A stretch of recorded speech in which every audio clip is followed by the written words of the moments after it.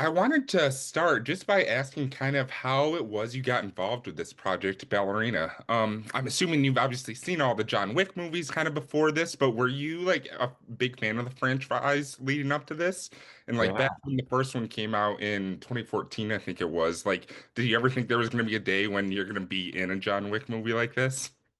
honestly, there was a moment because I saw the first one and I was just enthralled by it. I took my dad to see it the second time. I was like, Dad, you have to watch this movie. So we went to see it with my dad, and I just told him, I'll just give it time. Because obviously, because my dad's watching, he's like, oh, this is kind of slow. And I was like, just give it time. Just wait till they come to the house. Just wait till they come to the house. And then after that, it was just like it was on. And a few years later, in 2016, I think 16 or 17, I was working on Soldado, which is the sequel to Sicario. Hmm. And I was in my trailer outside, and I was just kind of waiting for a moment to go back to set. And Eric Ali, who produced, Soldado, was also a producer on the John Wick films. Hmm. I said, I say, oh, you did John Wick? She's like, yeah, we're doing this, we're doing another one. And I was like, I loved John Wick.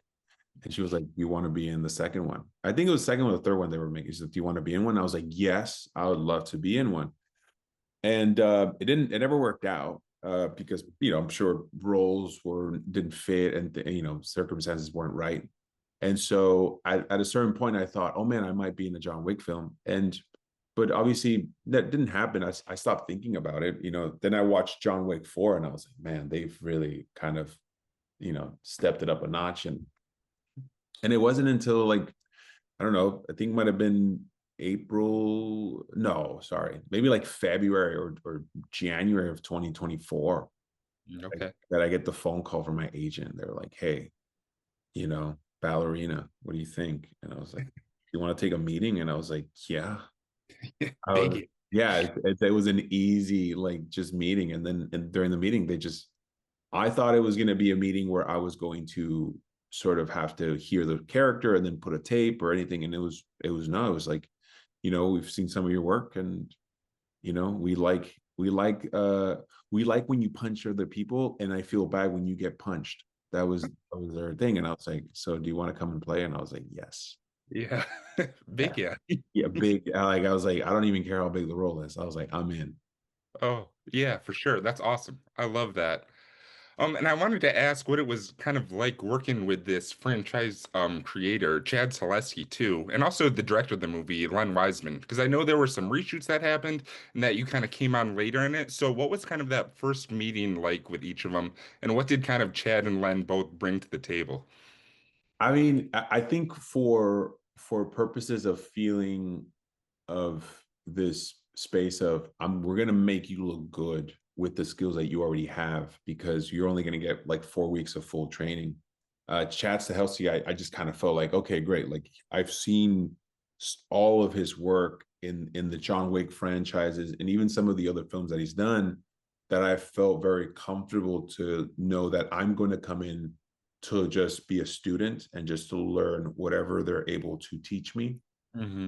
willing to teach me. And they were sort of an open book about those things. So with Chad, I felt very much like well taken care of. And then when it came to Len was just so welcoming, to come in and just talk about, like, hey, character, and being able to sort of, how would I put it? Be open enough to, like, say, like, hey, do you have any ideas? What do you think about Javier? What do you think about these moments? And there was a really good combination between both of them of how to, um,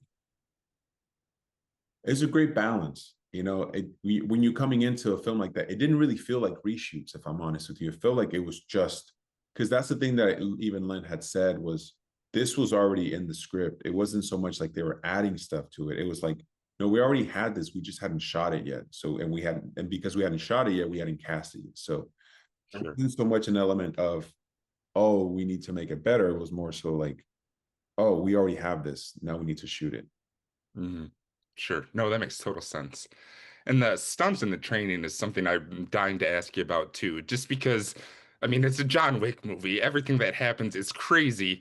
And I know that there had to been a lot of training involved in that, but like how intense of a process was that? Because I'm also like a huge fan of the Umbrella Academy and like Diego with the knives, you're going crazy in there. Does that compare at all here, or was this like a whole different level?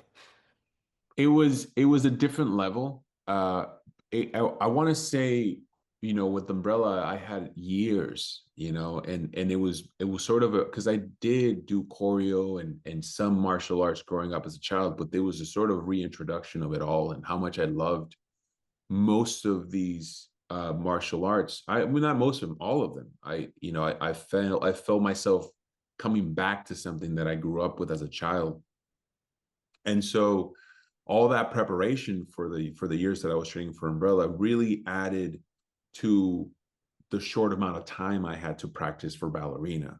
Hmm. Wouldn't have been able to do the things, even though Ballerina was in a certain way a step up in every level with the stunts. Umbrella was such a big cornerstone to be able to achieve that. Yeah. And I can't stress enough like how much life and small little skills that we learn throughout our daily habits, they culminate to something at a certain point, and Ballerina happened to just be that in the stunt uh sort of category. Hmm. Sure, totally, totally. And one thing I kind of just loved about your character, is that he does have all these crazy stunts, but there's also like such a warmth you bring to him. Like I think that the relationship with the young Eve is so vital and kind of just sets up the rest of the movie. So like tell me a little bit about kind of getting into character for Javier. Was it like challenging or fun to explore like both the badass side and like the warm side, or did it like kind of come natural? Well, I always feel like, I hope that it comes natural. That's my thing, because obviously we all have people that we care about, and sometimes they're, either young siblings or nephews or children of ours, that we sort of can't connect with. The other aspect is, what are you willing to do for the people you love, and how far are you willing to go for that, even if it affects your own health. Mm.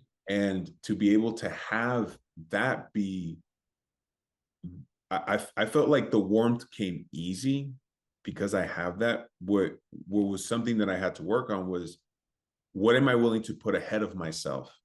Mm. And how can I really tap into that, of like the self-sacrifice and the selflessness of a human being is willing to go through for someone they really love. And that is because I don't have children. That is something that I really had to sort of be very aware of. And I would go up to Chad sometimes, and I'm like, or Len, and I'm like, hey, is this too warm? And and he'd be like, don't worry, you're gonna be violent enough that it's not gonna be, it's gonna be a perfect sort of mesh within both of them, because it was a big deal. Like, when you're in only in the first few scenes of the film, and it is a big reason why Eve sort of goes on this killing spree, Mm. there has to be warmth, and to bring that in. And I felt that, that's why they hired me, because I can do those things. Sure. No, totally. Totally. And just one more question for you, David. I mean, the movie's out, so we're free to talk about spoilers. Your character sadly doesn't make it out of this alive, but the end of the movie kind of suggests that there could be more to tell with Eve's story, either in a sequel or another John Wick movie, which could, I'm just daydreaming here, but lead to more like flashbacks with you and young Eve. Is that Mhm. something you would be interested in, like returning to this role if it was offered? Man, if I get to do some stunts with it, yes. Yes. And even if it's like a little bit more explanation on backstory, I'd always love to come and work with them. Like, they were so welcoming. They were awesome to sort of be around on a daily basis and to train with them. So yeah, and also to like expand on the lore of the John Wick universe. Like, put me in, coach. I'm down.